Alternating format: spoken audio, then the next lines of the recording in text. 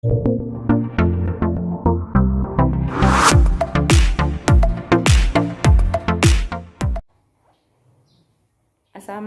warahmatullahi wabarakatuh. Selamat pagi, sahabat di channel. Saya sampaikan terlebih dahulu, dalam video kali ini kita tidak akan membahas tentang wisata ataupun mereview tempat-tempat wisata seperti yang kita review di video-video sebelumnya.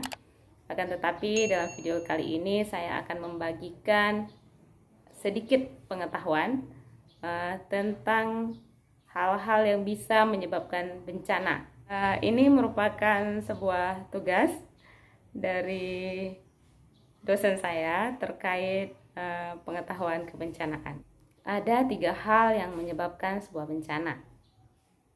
Yang pertama adalah technological hazard. Yang kedua, konflik dan terorisme. Dan yang ketiga adalah kedaruratan kesehatan atau pandemik seperti yang terjadi saat ini di Indonesia. Technological hazard adalah sebuah kedaruratan yang disebabkan oleh pengembangan teknologi.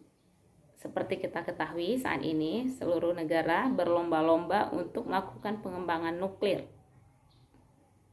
Di mana apabila terjadi sebuah kesalahan ataupun kurangnya penanganan saat terjadinya kesalahan dalam pengembangan nuklir, ini akan mengakibatkan sebuah bencana, di mana kesalahan tersebut bisa membersihkan seluruh area yang ada di sekitar penelitian atau pengembangan nuklir tersebut.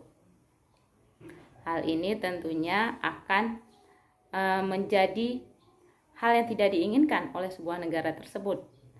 Bahkan bukannya menjadi sebuah pengembangan yang bisa membantu keberadaan atau pengakuan negara tersebut oleh negara-negara yang lain, malah akan menjadi sebuah bencana yang bisa jadi akan membutuhkan pertolongan dari negara-negara lainnya. Selanjutnya adalah konflik dan terorisme. Indonesia sangat rentan dengan konflik, di mana ada konflik Aceh, konflik Papua.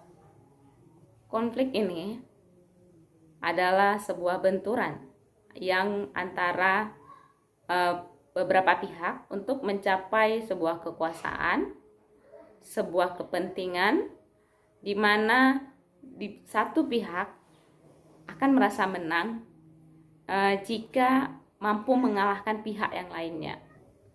Apabila konflik ini terus-menerus terjadi, tidak mampu diredam oleh pemerintah, konflik ini akan menyebabkan sebuah kebencanaan, di mana angka kematian akibat konflik, angka kecacatan akibat konflik, dan kerugian akibat konflik semakin tinggi. Hal ini juga berlaku sama untuk sebuah terorisme.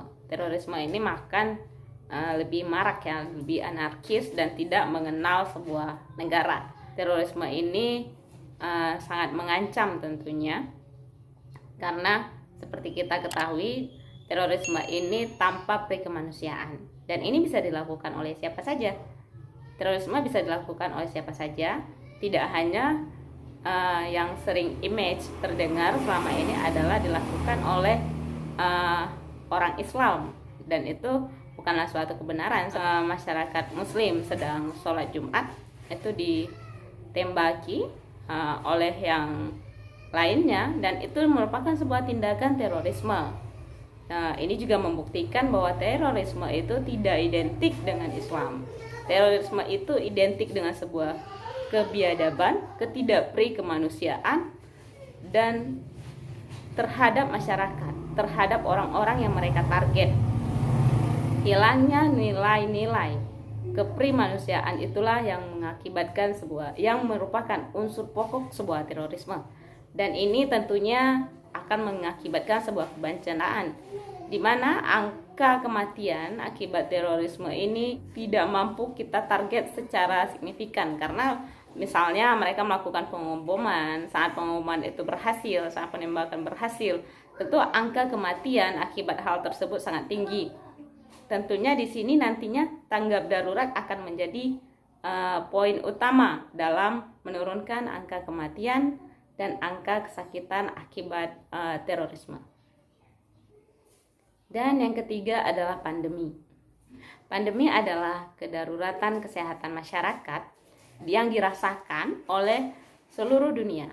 Jika kedaruratan kesehatan hanya dirasakan di satu wilayah saja, misalnya di Aceh, di Jabodetabek saja, itu dinyatakan sebagai sebuah penyakit endemi, hanya di daerah itu saja. Dan apabila penyakit tersebut menyebar sampai ke sebuah negara seperti flu burung dulu adanya di Indonesia, itu dinyatakan sebagai epidemi. Apabila penyakit tersebut menyebar, seluruh dunia merasakan, seperti COVID-19 saat ini, bukan hanya di Cina, bukan hanya di Korea, bukan hanya di Singapura, bukan hanya di Asia, seluruh negara di dunia merasakan efek dari COVID-19 ini. COVID-19 ini disebut dengan pandemi. Pandemi ini luar biasa menyebabkan kebencanaan.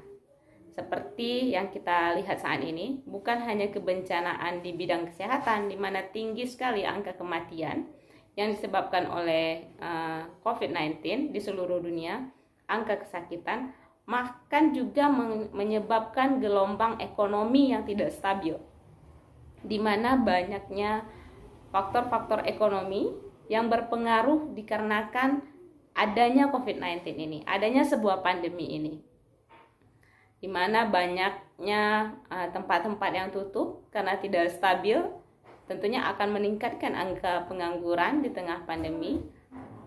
Vaksinasi secara maksimal merupakan salah satu usaha pemerintah agar Indonesia lebih cepat keluar dari pandemi COVID-19. Jadi Sobat B, hal-hal yang menyebabkan sebuah bencana, tentunya apa yang saya share ini masih sangat jauh dari sebuah kesempurnaan. Demikianlah sedikit ilmu pengetahuan yang bisa saya bagikan untuk Sobat B. Sampai jumpa. Dadah.